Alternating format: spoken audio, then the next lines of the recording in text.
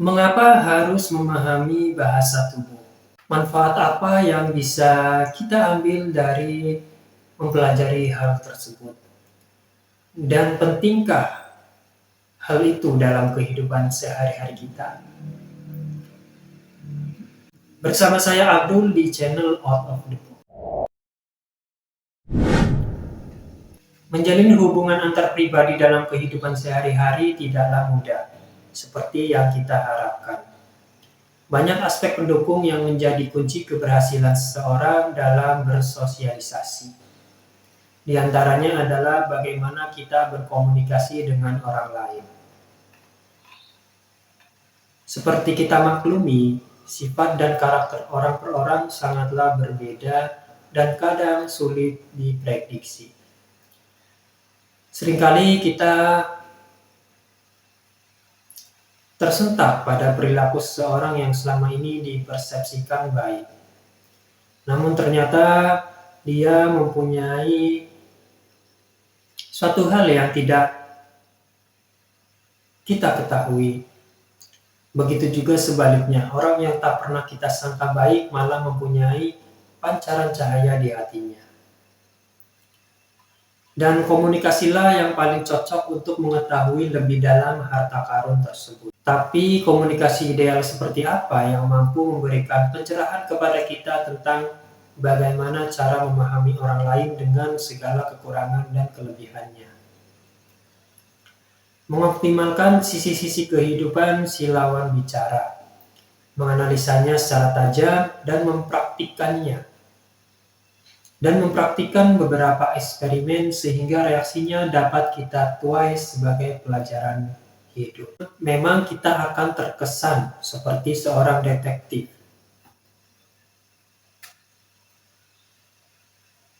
Kadang-kadang hal ini membuat orang lain tak nyaman dengan cara komunikasi kita. Akan tetapi pelajaran seperti ini yang kita harapkan dilakukan sepanjang hayat, sehingga kita mampu menyelami dan memosisikan diri kita jika menjadi lawan bicara. Dengan menduplikasi sedikit perilaku mereka, kita akan lebih bijak menyikapi hidup. Dan seringkali orang memandang bahwa mempelajari lawan bicara hanya cukup dari cara mereka bertutur kata. Dan orang yang pandai berbicara dan mengumbar janji lebih dianggap telah mumpuni terhadap segala hal. Padahal pendapat itu perlu dipertanyakan keabsahannya, karena ada cara lain yang lebih dapat mewakili pribadi seseorang, yaitu komunikasi nonverbal. Sebenarnya setiap hari kita telah terbiasa menggunakan bahasa tanpa ucapan, dan orang mengenalnya sebagai bahasa tubuh atau body language. Kita sering mengamati rekan kerja kita yang acuh tak acuh saat diajak berbicara. Spontan mengalihkan topik pembicaraan, tanda kemarahan dari raut wajahnya. Dari situ kita telah bisa mencoba mengurai sebuah pertanyaan. Mengapa dia bersikap seperti itu? Sehingga dihasilkan jawaban, sepertinya aku harus melakukan ini deh. Sepertinya kita harus melakukan ini deh. Namun yang menjadi kendala adalah kita tidak pernah berlatih untuk mengelakkan pola latihan kita dengan latihan mempelajari bahasa tubuh secara optimal. Hasilnya kita selalu terjebak pada sebuah rutinitas penguraian masalah yang itu-itu saja. Pernahkah kamu berpikir ketika mendapatkan masalah dan bertanya, kayaknya aku pernah mengalami problem ini dengan si A deh. Atau, wah kena masalah dengan si B lagi nih. Ya semua itu adalah kegagalan kita dalam memahami bahasa tubuh seseorang. Apabila telah tahu ada perubahan tatapan mata, ekspresi wajah, ataupun gerak-geriknya, kita harus segera melakukan tindakan emergensi agar tak mendapatkan timpaan masalah. Tindakan darurat yang mesti dikerjakan adalah koreksi diri terlebih dahulu lalu melakukan eksperimen pancingan dan analisa ulang tindakan kita. Memang tak mudah untuk mengawali segala sesuatu yang bukan merupakan sebuah kebiasaan di lingkungan kita. Mempelajari bahasa tubuh orang lain jangan dikesankan sebagai hal yang membuat kita risih dan melelahkan. Justru dengan mengetahuinya, kita telah menemukan sebagian dari ilmu tentang psikologi kelakuan manusia secara autodidak. Membaca literatur yang berkaitan dengan pelajaran bahasa tubuh juga menjadi ladang yang baik untuk memulai kegiatan yang mengembirakan. Tak jarang berbagai disiplin ilmu non padat kata-kata ilmiah bertaburan di sepanjang lembaran buku. Hal itu memang tak mudah bagi orang awam, akan tetapi kita bisa memulainya dengan satu macam disiplin ilmu, yaitu mempelajari komunikasi dan bahasa tubuh, dan mempelajari kajian antar jarak individu,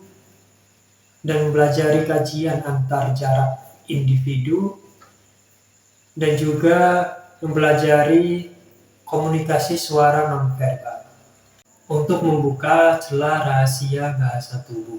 Mari kita mengulik kajian peneliti yang sangat berkompeten di dunia bahasa tubuh. Telah banyak berbagai hasil penelitian yang mencoba menguak tabir misteri bahasa tubuh. Para pakar psikologi, sosiologi, antropologi, dan linguistik bahu-membahu mencari sebuah simpulan agar aspek kehidupan tingkah laku manusia dapat dengan mudah dimengerti dan lebih komunikatif. Dan ada seorang profesor psikologi dari Amerika Serikat yang telah melakukan sebuah penelitian berkaitan dengan komunikasi bahasa tubuh. Dia meneliti beberapa responden dengan mengukur seberapa besar konsistensi atau tingkat kepercayaan berdasarkan komunikasi verbal dan nonverbal. Profesor tersebut menemukan hal-hal menarik, yaitu sebuah simpulan bahwa seseorang dapat dipercaya bergantung pada konsistensinya dalam 3 faktor komunikasi. Komunikasi verbal atau perkataan, vokal atau nada suara, dan visual atau bahasa tubuh. Ternyata kadar masing-masing faktor dalam mempengaruhi personalitas individu sangatlah berbeda-beda. Hasil penelitian itu menyebutkan bahwa perkataan atau isi dari apa yang kita ucapkan hanya memegang kendali sekitar 7% saja dari bagian yang diperhatikan oleh lawan bicara. Uniknya, bahasa tubuh sebagai ilmu yang kurang diperhatikan mendapatkan posisi sebanyak 55% dari harga sepenuhnya. Sementara peringkat runner-up adalah bagaimana nada suara atau intonasi ketika berbicara, mendapatkan sekitar 38%. Hal ini menunjukkan bahwa bahasa tubuh menjadi bagian yang lebih diperhatikan dan mencapai hasil paling optimal dan efektif dalam berkomunikasi dengan seseorang. Justru ucapan tak memberikan hasil yang signifikan. Kita bisa melihat aksi Charlie Chaplin beberapa dekade silam. Memberi contoh bahasa tubuh yang amat baik. Bermacam-macam gerakan tubuh non kocak dengan format film bisu, seolah-olah mempertontonkan adegan-adegan yang sedang akrab dengan kehidupan sehari-hari. Bahkan kecamuk pikiran dalam kepala seseorang berhasil juga ditunjukkannya. Tubuh seseorang adalah sebuah benda yang sangat unik, karena seluruh gerakannya merupakan sebuah aplikasi dari semua yang kita pikirkan. Pada saat tidak mengucapkan sepatah kata pun, tubuh tetap saja akan memunculkan gerakan sesuai dengan apa yang ada dalam pikiran. Semua ucapan yang keluar dari mulut secara otomatis didukung oleh respon alamiah tubuh berikut nada suaranya. Gerak paling menonjol dapat kita lihat saat seseorang berbohong. Bahasa tubuh yang terjadi adalah timbulnya suatu ketidakselarasan antara perkataan dengan apa yang dipikirkan.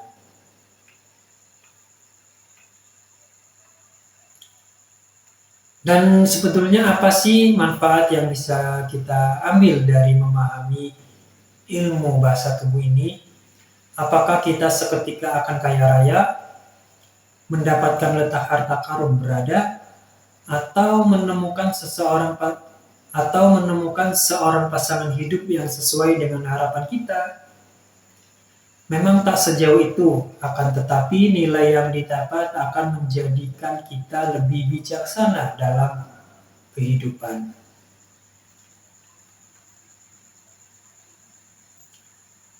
Mari kita simak uraian berikut ini. Dalam kehidupan. Yang pertama, mampu menyelamatkan hubungan. Memahami seseorang tidak cukup dengan mengenalnya dalam jangka waktu yang lama. Mengenal seseorang juga bukan berarti kita mengetahui apa yang sedang dipikirkannya. Kadang persahabatan atau pernikahan yang sudah terjalin lama bisa saja kandas, hanya karena terjadi sedikit kesalahpahaman.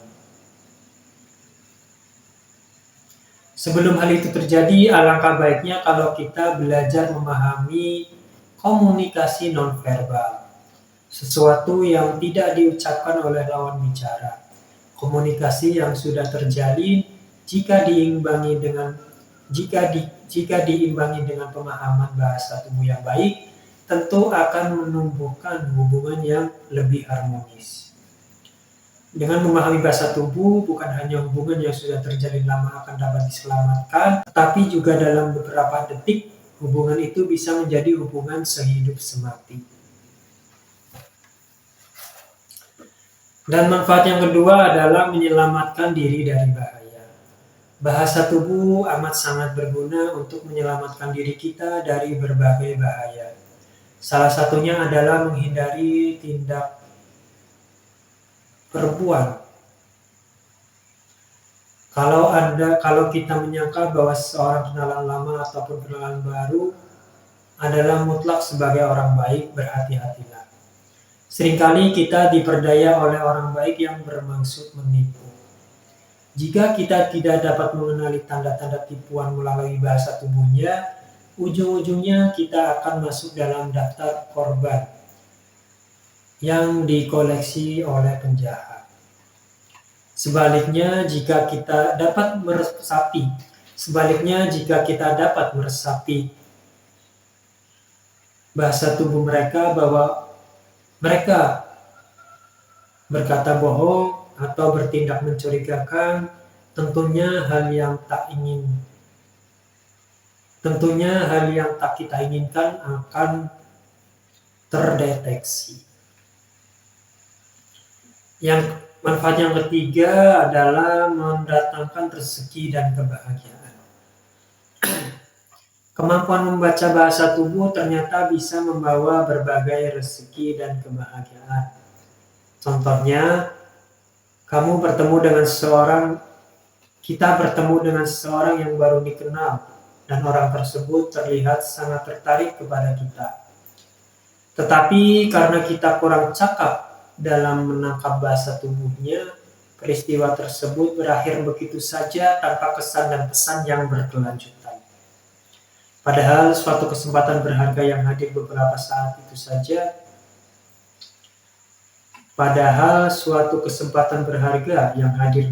saat saja, jika kita dapat memanfaatkannya dengan baik, bisa memberikan dampak yang begitu luas terhadap kehidupan kita.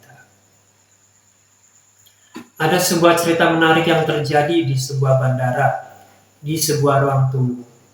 Seorang wanita duduk sambil sesekali menoleh ke seorang pria yang sedang berdiri tidak jauh darinya. Sambil memainkan gantungan kunci dengan tangan kanannya, Wanita itu sesekali menggerakkan kakinya ke depan dan ke belakang dengan gelisah. Sementara tangan kirinya beberapa kali membetulkan letak rambutnya yang sebenarnya sudah rapi. Bagi orang yang tidak memahami bahasa tubuh dengan baik, sikap wanita ini tidak akan berarti apa-apa. Kesan yang diterima hanyalah sebuah gerakan wajar dari seseorang karena kesal menunggu. Tetapi lain halnya dengan pria yang berdiri tadi.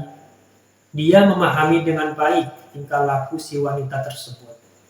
Dengan tidak membuang waktunya lagi, si pria menghampiri wanita itu. Lalu terjadilah komunikasi dua arah. Apa yang terjadi kemudian? Wanita itu memang membutuhkan seorang teman yang dapat diajak ngobrol dan menemani perjalanannya. Dapat dikatakan, kita mendapatkan teman baru yang mungkin suatu saat akan berguna. Bukankah ada pepatah yang mengatakan bahwa menyambung tali silaturahmi akan meluaskan rezeki kita? Begitu juga dalam hubungan bisnis. Bahasa tubuh menjadi topik yang tidak akan pernah terlewatkan. Pernah suatu kali saya mengikuti seminar selama 1 hari penuh dengan topik kemampuan bernegosiasi. Apa yang terjadi? Hampir 35% waktu yang disediakan hanya membahas interpretasi terhadap bahasa tubuh. Dalam seni bernegosiasi, bahasa tubuh memainkan peran yang sangat penting. Langkah-langkah negosiasi selalu diawali dengan kemampuan membaca bahasa tubuh lawan negosiasi. Bahasa tubuh menunjukkan minat seseorang terhadap suatu tawaran. Hal itu dapat ditunjukkan dari ekspresinya, menolak, tertarik, bosan, cemas, tegang, buru-buru, dan lain sebagainya. Bahasa tubuh juga menjadi sinyal apakah negosiasi akan mendatangkan kesepakatan atau tidak. Dalam proses jual-beli yang merupakan bagian dari negosiasi, kemampuan membaca bahasa tubuh menjadi modal yang sangat bermanfaat, baik bagi pembeli maupun penjual. Proses jual beli adalah pentas sesungguhnya aplikasi bahasa tubuh. Seorang psikologi menulis dalam sebuah artikel majalahnya yang berisi, jika mata seorang calon pembeli terlihat putus asa dan wajahnya berpaling, berarti Anda diminta untuk diam. Sebaliknya, jika mulutnya tenang, tidak memperlihatkan senyuman dingin dan dagunya agak maju, kemungkinan dia sedang memikirkan penawaran kita. Tetapi jika mata kita dan matanya bertemu untuk beberapa detik, kemudian senyumnya mengembang sampai batas hidung, dia sedang mempertimbangkan penawaran kita dan belum memutuskannya. Jika kepalanya berubah arah, tersenyum tenang, dan terlihat antusias, sebuah kesepakatan sebenarnya telah tercapai. Bahasa tubuh merupakan satu kesatuan yang menjadi bagian tak terpisahkan sejak kita mulai bangun tidur sampai mau tidur lagi. Bahkan ketika kita sedang tidur. Lalu bagaimana sih cara mempelajari bahasa tubuh? Pemahaman tentang bahasa tubuh atau komunikasi nonverbal pertama kali ditulis oleh Charles Darwin pada tahun 1872 dalam buku The Expression of Emotion in Men and Animals. Pada saat itu masih amat jarang dilakukan sebuah penelitian tentang bahasa tubuh. Baru pada 1960-an, hasil penelitian mulai gencar dipublikasikan. Mempelajari bahasa tubuh tidaklah sulit. Kita hanya dituntut untuk lebih peka dalam melihat perubahan tubuh seseorang ketika orang itu mendapat masukan atau stimulus, baik dari dalam maupun dari luar tubuhnya. Perubahan emosi seseorang akan terlihat dengan sangat jelas dari perubahan posisi dan gerak tubuhnya. Perubahan mimik muka, cara duduk, serta perubahan-perubahan lain hampir tidak dapat dimanipulasi. Secara otomatis, Emosi yang timbul dari gerak perubahan tersebut direspon oleh alam bawah sadar. Hanya kadangkala kita kurang dapat menangkap perubahan itu. Kita cuma menganggapnya sebagai perubahan yang tidak bermakna. Kalau kita ingin mempelajari bahasa tubuh dengan cara mudah, cobalah amati orang-orang di sekitar kita. Amati cara mereka berbicara, memandang sesuatu, dan merespons berbagai situasi. Dan Anda pasti akan merasa heran. Ada cara lain yang dapat mengefektifkan pelajaran Anda dalam memahami bahasa tubuh, yakni menonton televisi. Syaratnya adalah lihatlah dengan mematikan volume suaranya. Amati bahasa tubuh yang dikeluarkan dan tebaklah apa yang sedang terjadi. Gabungkanlah latihan di luar rumah dan hasil menonton televisi di rumah. Lakukan dengan santai sehingga kita dapat menikmati pelajaran itu. Mempelajari bahasa tubuh adalah latihan dan pengamatan, bukan sesuatu yang dapat dikuasai dalam semalam. Keahlian ini membutuhkan keuletan dan kejelian dalam menafsirkan sinyal-sinyal berbagai bagian tubuh. Sesuatu yang dibutuhkan adalah kemauan untuk belajar. Selanjutnya, kemauan itu akan timbul dengan sendirinya. Ada sebuah tip dalam mempelajari bahasa tubuh. Menurut penelitian dan pengamatan berbagai ahli komunikasi nonverbal, jangan pernah belajar memahami bahasa tubuh hanya dari artis atau politikus.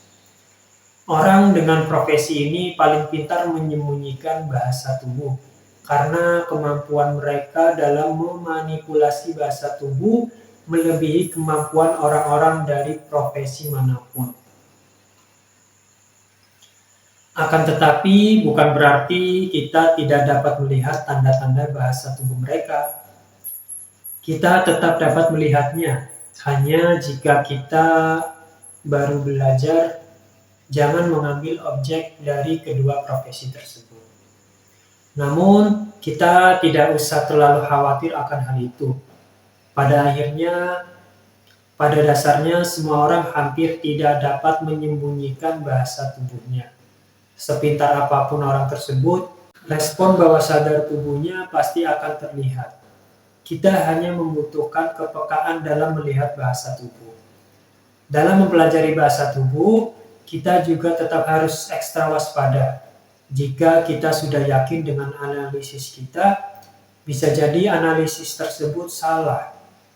Hal ini bisa saja disebabkan oleh kebiasaan ataupun budaya yang berlaku di tempat tersebut. Sebagian orang yang memiliki kelainan seperti pada matanya, mereka lebih sering berkedip dibandingkan dengan orang biasa. Jika tidak jeli, kita bisa salah menafsirkan bahasa tubuh dari matanya. Kedipan yang dilakukannya bukan merupakan isyarat bahasa tubuh, melainkan kelainan syaraf mata. Hal-hal seperti ini harus menjadi perhatian serius dalam mempelajari bahasa tubuh.